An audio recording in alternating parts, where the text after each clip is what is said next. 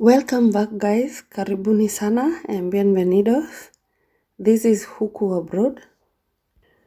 To my new subscribers, please feel at home. And to my returning subscribers, thank you for the support. And today guys, I'm going to talk about schools here in Spain. And by the end, you're going to know if schools here in Spain are free. And without wasting time, let's start. And so let me start with the different types of schools that Spain has.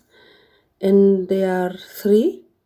There is the private schools, semi-private schools, and public schools. For private school, they are privately managed. For semi-private schools, they are managed by both government and the private. And for the public schools, these are solely managed by the government.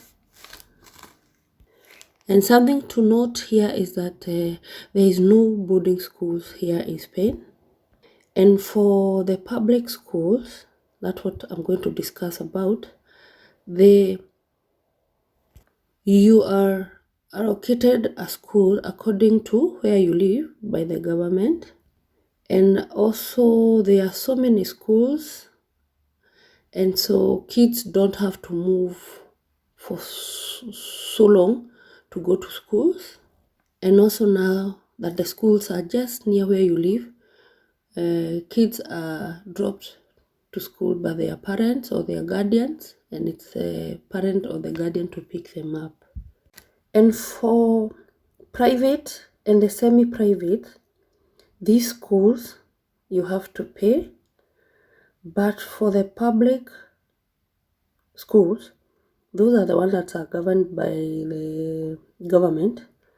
I'm going to tell you today now what is free and what is not free. But before I go there, let me say that schools start at infantile, and the infantile here their age is between 3 to 5 years, and this school is not a must or is not compulsory, but to note is that it is very important because kids learn a lot before they join the primary. And so now the second one is the primary, and they start from 6 years to 12 years. And the secondary starts from now 12 years to 16 years. Now for the two, the primary and the secondary, these are compulsory. Every kid in Spain should go to these two levels. And from there, they can either choose to join vocational trainings, or they can continue with school by going to doing bachelor's, which is 2 years, and then from bachelor's you can join the university, which is 4 years.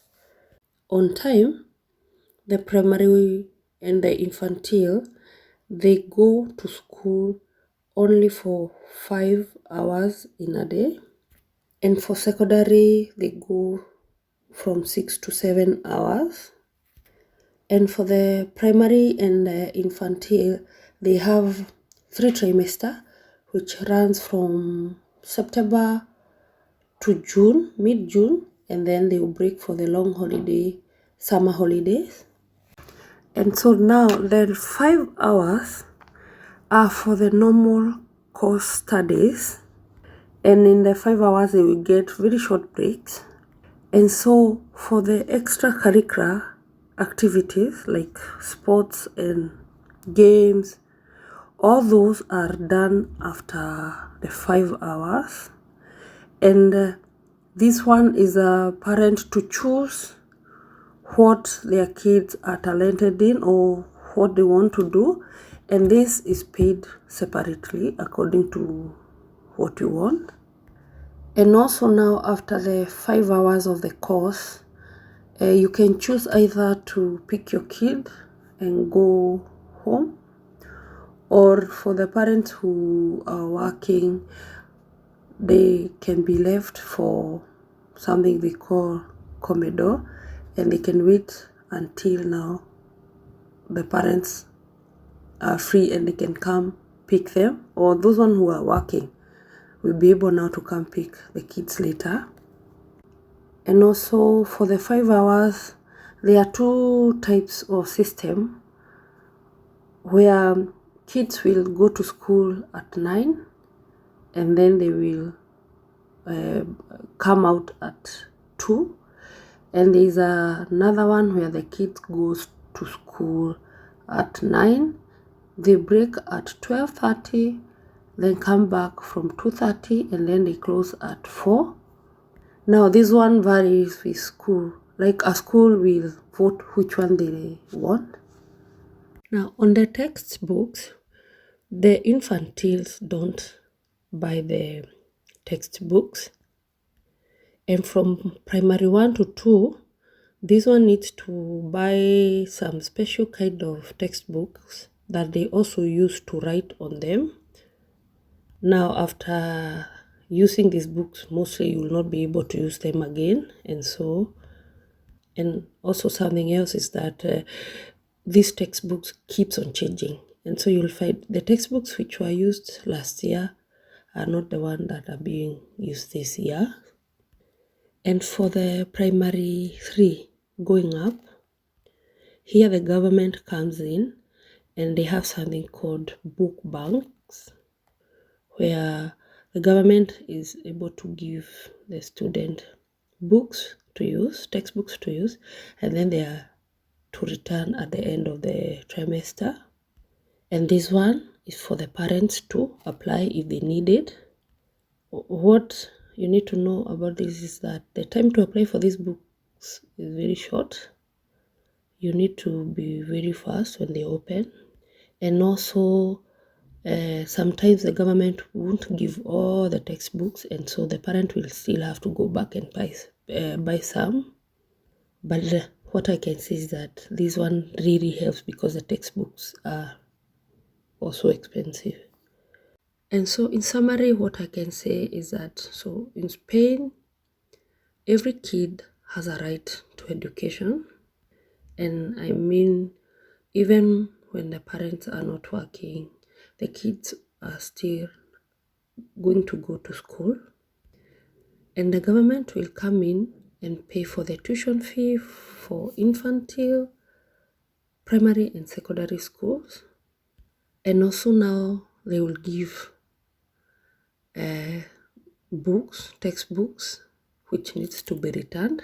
That's the book bank. And also they will come in and help with bursaries for the parents who can't really afford to buy these books. And the last is that for the higher education, that is the vocational training, the bachelor's and university, the prices are not very high, and so it's affordable. But now on the other hand, is a parent now to come in and do the rest. And so this means that all the school stationaries, any school trips that needs to be paid, and for the infantiles, there are those things that kids need to go to school with. And I mean, even the toiletries, and also some materials for the kids to use, like crayons. They also need to print some papers for the kids to use. All these ones is a parent to pay. And also something else is that the extracurricular also is not covered by the government, and so this ones is also for the parent to pay. And this one is okay because if you can't afford it, you can just leave it. It's not a must they do this. And so guys, you can hear that the school system in Spain is very good, and with everything that is good also has its shortcomings. And so I'm going to give you my shortcomings. But before I do that, please don't forget to subscribe to this channel. And so my shortcomings are, one is that the infantile starts from 3 years.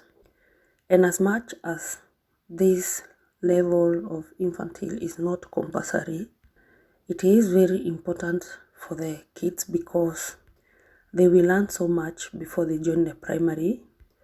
And so it's not a level that you can ignore.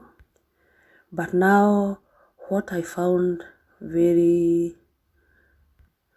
not very good, or what as a parent I saw, is that in these 3 years there is a timetable to be followed, and also the kids at this age will have to do other activities by themselves. And so as a parent, I felt like this age is very tender and it's the time they are exploring. And so having a timetable to follow felt like it's being too much on the kids. And the second thing was that, being that now on this side there is no caning of kids, you will find that, yes, in a class they are very good students. Some parent will raise very good kids, but also you will find that some of them are not doing according to what should be done in school. And so you'll find there is bullying in these schools, and also there is discrimination. And this one not only comes from the kids, but also even some teachers. And what I can say, yes, there are teachers who are really good. They will welcome your kids warmly, but also there are some that are not really friendly. And by that, I come to the end of this topic. I know it's a very wide topic. I couldn't cover it with this short time. And if you have come this far, thank you. Please don't forget to subscribe if you have not subscribed. Like, share, and comment. And I'll see you in my next video. I love you all.